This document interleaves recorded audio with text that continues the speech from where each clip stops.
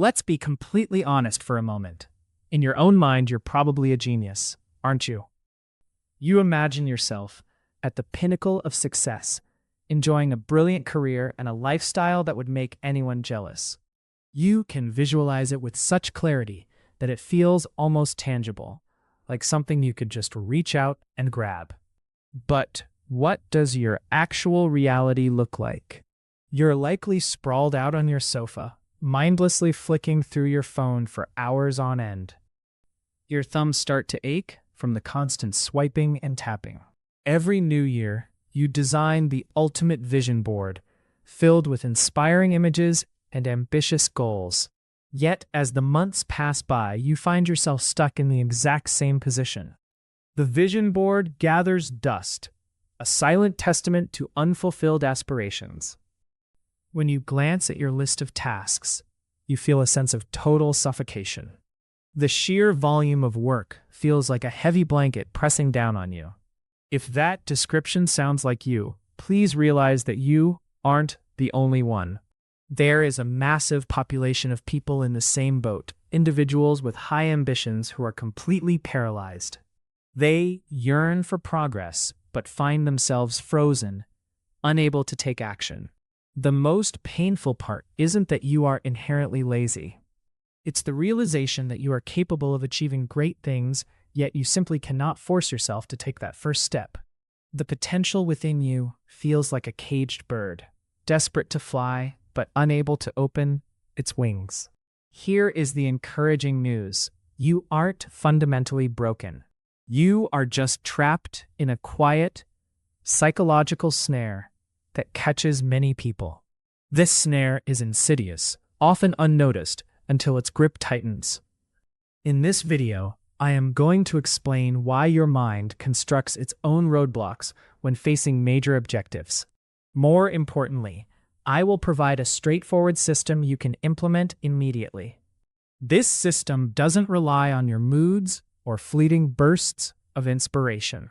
It's a robust framework designed for consistent action regardless of how you feel. The reality is that when you possess massive dreams combined with a tendency to overthink, beginning a task becomes significantly more difficult. Your talent for analyzing every possible danger and picturing a flawless result actually turns into a tool used against you. This meticulous planning, meant to protect, becomes a self-sabotaging trap. So, what is really going on inside your head? Psychology identifies a concept known as cognitive dissonance. This is a state of heavy mental friction that occurs when there is a massive chasm between two versions of yourself. The ideal version of yourself you believe in and the actual self reflected in your daily habits. In your imagination, you are highly disciplined. You see yourself as a business owner, a prolific artist, or a straight A student. However, in the real world, you sleep in late, neglecting your responsibilities. You waste 6 hours every day on social media apps like TikTok or YouTube. The distance between these two versions of your identity produces a quiet, persistent psychological ache.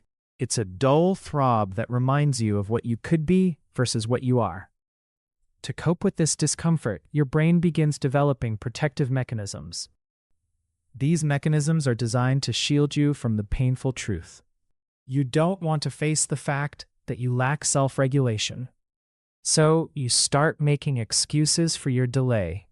These excuses are often elaborate, weaving complex narratives to justify inaction.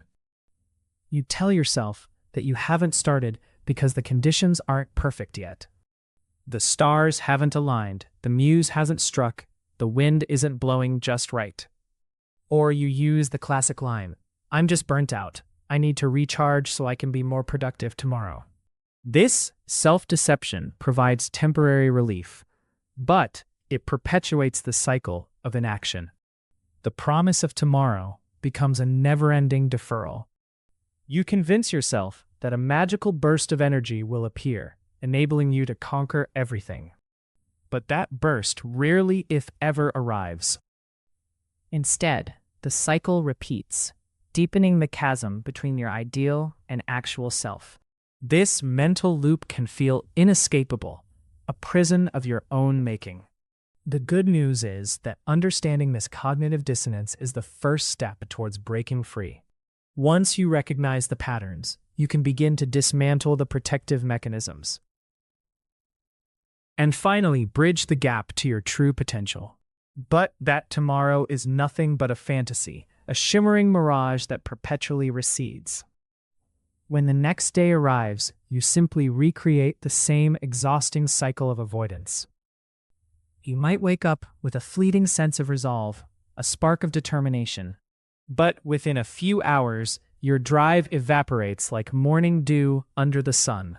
And you find yourself mindlessly reaching for your smartphone once again, drawn by its familiar glow. After a long, unproductive day, a day filled with missed opportunities, you lay in bed and replay your failures, each one a sharp sting. Criticizing yourself harshly, a relentless inner monologue of judgment. You imagine that this self-loathing proves you still care about your dreams. However, from the cold, objective perspective of human behavior, that shame only serves to deplete your precious mental energy, like a slow leak. This causes you to wake up the following morning feeling utterly exhausted, and even more prone to giving in to your lazy impulses, those seductive whispers. What you must grasp right now is that your lack of action isn't a flaw in your character, or a sign of moral failure, a mark against your spirit. You are actually a casualty of your own body's survival programming, a biological puppet. To truly resolve this issue, this deep-seated conflict, you must stop the relentless self-judgment, the internal barrage. You need to view your brain as a piece of biological hardware that has been programmed incorrectly with faulty lines of code. To fix the code, to rewrite your internal script, we have to look closer at the intricate world of neuroscience. Why is it so effortless to scroll through your phone for hours, while opening a laptop to work feels like trying to move a colossal mountain? It's because a biological war is being waged inside your skull, between two competing systems, constantly vying for control.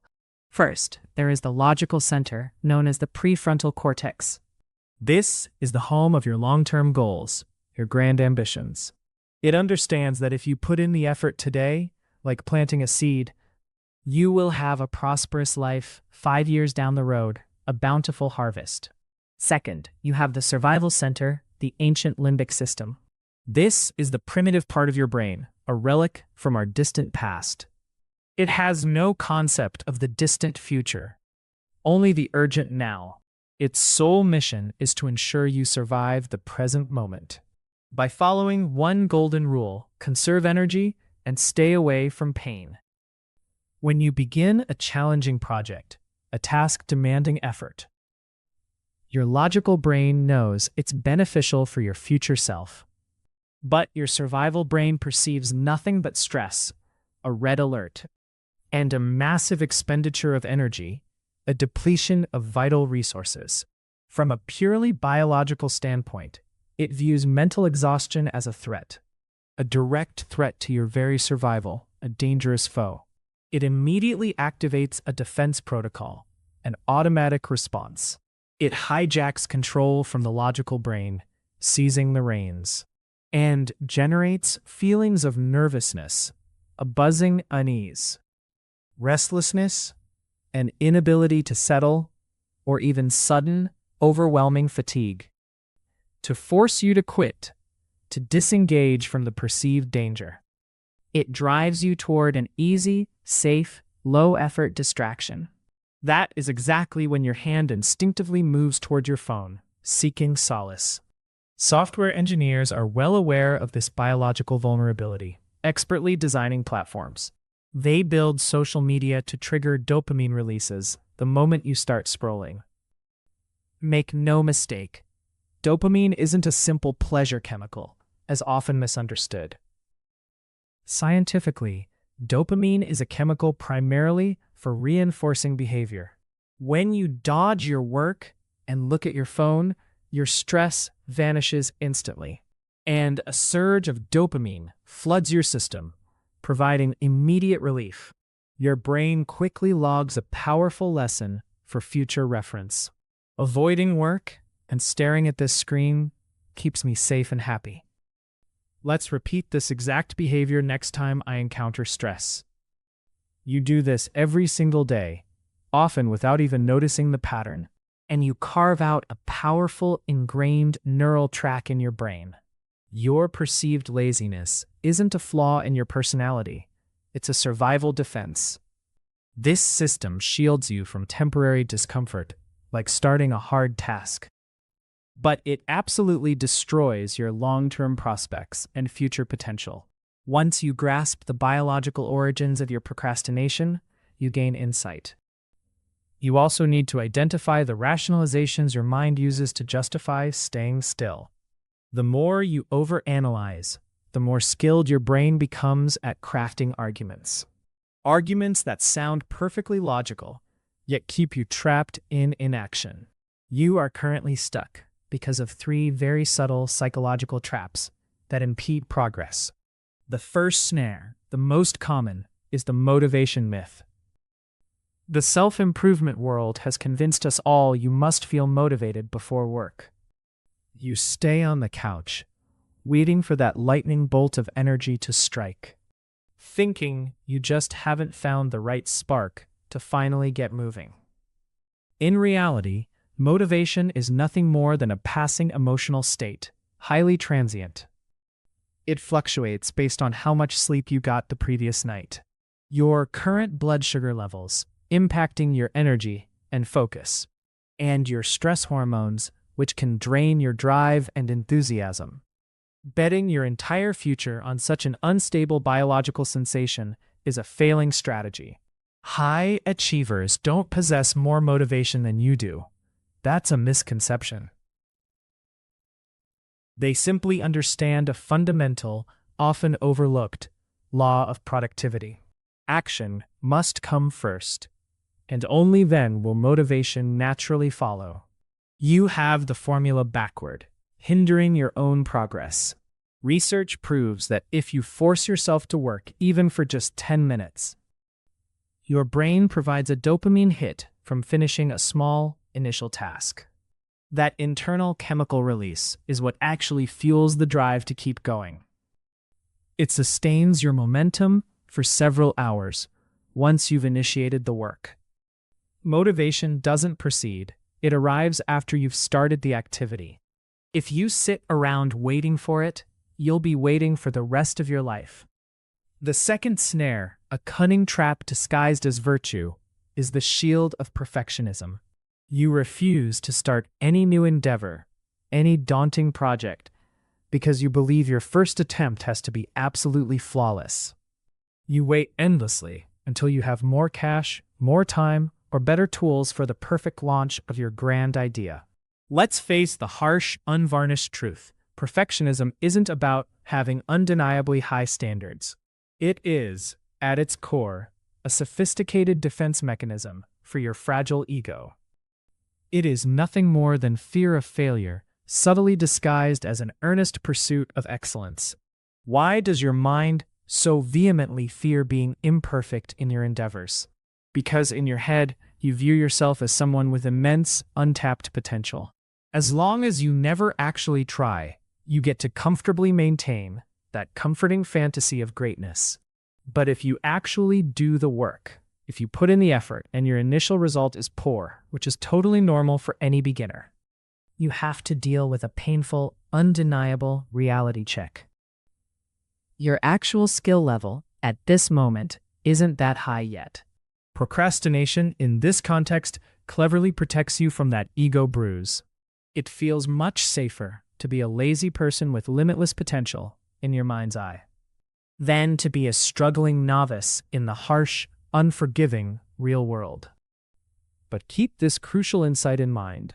You can always fix a messy draft, improving it with every iteration. However, you absolutely cannot fix a blank page. There's nothing there to refine or change. The third snare is the insidious trap of passive consumption, a modern-day time thief. Because you want to reach your ambitious goals so badly, with such fervent desire, you become utterly obsessed with finding the perfect strategy, the ultimate blueprint. This relentless, obsessive search is exactly what causes your debilitating paralysis. Right now, you are probably reading countless books on productivity hacks and time management. You're listening to expert interviews, absorbing every word of wisdom. And you're watching endless clips about optimal work routines and morning habits. Your brain cunningly releases dopamine, giving you a false, fleeting sense of achievement. You confidently tell yourself, "I'm making real progress now. I'm getting smarter." But you are completely, fundamentally wrong in this assessment. This is actually the most sophisticated, insidious version of procrastination you can imagine. Your brain masterfully tricks you into thinking that merely gathering data is the same as taking real, tangible action. Consuming endless self-help content can be even more harmful than mindlessly playing video games. When you play a game, you at least know deep down that you're consciously wasting time. But when you watch educational videos without ever applying the crucial lessons, you fall into the dangerous illusion that you're being productive and proactive. You don't suffer from a lack of information. That's rarely the true bottleneck. If success were purely about accumulating knowledge, everyone with a smartphone would already be a millionaire. You already know, deep down, exactly what needs to be done to achieve your goals. More research, more planning, more strategizing are just thinly veiled excuses. They are designed to avoid the discomfort, the initial friction of actual labor and effort. Psychological understanding, no matter how profound, only has worth when it is converted into tangible, measurable action. Now that you understand why you are stuck, I am going to provide a roadmap. This roadmap consists of 4 non-negotiable principles to rewire your nervous system. Principle number 1. Embrace the friction. Starting today, you must totally shift your expectations regarding how work should feel. Permanently discard the notion that you will feel comfortable or excited when you begin a difficult task. You will feel bored. You will feel internal resistance. Your body will feel fidgety. Your brain will keep sending prompts to quit and check your notifications. You have to accept this friction as a natural physical component of working, much like the sweat and muscle ache you feel when lifting weights. Without that physical strain, your muscles won't grow. Similarly, without psychological resistance, your discipline cannot develop. Your objective isn't to wait for the discomfort to go away. Your objective is to take action while the discomfort is present. Every time you choose to stay focused while your biological system is begging for a distraction, you are making a physical change in your neural structure. You are weakening the habit of avoidance and strengthening your prefrontal cortex, so it can regain command.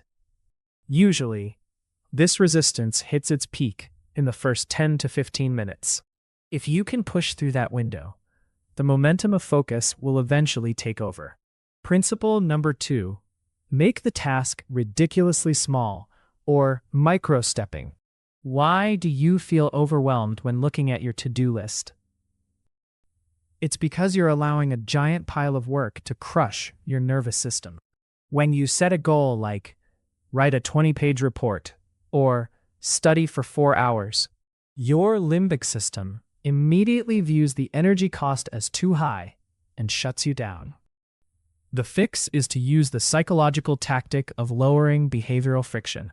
You must reduce the activation energy of the task to a level so absurdly low that your brain cannot find a reason to say no. If you want to start exercising, don't set a goal to work out for an hour. Your only goal is to put on your gym clothes and tie your shoes. That's it. If you want to work on a project, don't try to finish it. Your goal is to sit at the table, open the laptop, and type one single sentence. If you want to tidy your home, your goal is to pick up one empty piece of trash. Does that sound useless? It isn't. The biology behind it is incredibly effective. By making the request tiny, you don't trigger your brain's alarm bells. You sneak past the defenses of the limbic system. And based on the law of inertia, an object at rest stays at rest. But an object in motion stays in motion. Moving from 0 to 1 is the hardest part of any task. Once you type that first sentence, the massive psychological wall is gone. Writing the second and third sentences happens naturally because you've created behavioral momentum. Principle number 3. Engineer your environment. This might be the most powerful tactic. Many people assume that disciplined folks just have an endless supply of willpower. However, science proves the opposite to be true, revealing a surprising truth. The theory of ego depletion suggests that willpower is like a battery. It's a finite resource that drains every time you have to fight an urge. Imagine your phone sitting on your desk, buzzing with notifications. Your brain sends a signal to check it every few minutes, a powerful pull. You use a bit of willpower to say, "No, I have to work." Every time you resist, your willpower battery drops a little more. By mid-afternoon, your willpower is dead, completely depleted. And you finally give in, succumbing to the temptation. Do not rely on your internal strength. It is a limited resource. Use environmental design instead. This is the key. You must organize your physical surroundings strategically and thoughtfully, so that you don't even have to make the choice to resist. You cannot be lazy if your surroundings don't allow for it. Make physical adjustments to your office or workspace. Charge your phone in a separate room, far from your reach. And turn off the sound completely, eliminating auditory cues. Keep it out of sight and out of reach, making it invisible. Use software to block distracting websites during your work blocks. Clear everything off your desk except the tools you need for the task at hand. The rule is simple. Make bad habits incredibly difficult, and make working the only easy option in the room. When distractions are physically absent, focus is no longer a choice you have to make. It becomes your default behavior, your natural state. Principle number 4, strategic forgiveness. This is a game changer. This might feel counterintuitive, going against common wisdom. But it is the secret to stopping the procrastination cycle. Most people think that if they fail to be productive today, they should beat themselves up and feel guilty so they'll be more motivated tomorrow. From a neurological standpoint, that self-flagellation is productivity suicide. Guilt and shame trigger a flood of stress hormones, particularly cortisol, flooding the system. When stress levels spike, your survival brain takes over, overriding logic. And as we've seen, the brain's reaction to stress is to seek immediate relief. Often through cheap dopamine, an instant but fleeting reward. This means that when you punish yourself at night, paradoxically, you are actually increasing the likelihood that you'll waste time on your phone the next morning. To feel better, creating a vicious cycle of avoidance. You are fueling the very cycle you desperately want to break. Self-compassion isn't about being soft or making excuses. It is a physiological tool to deactivate the cortisol response.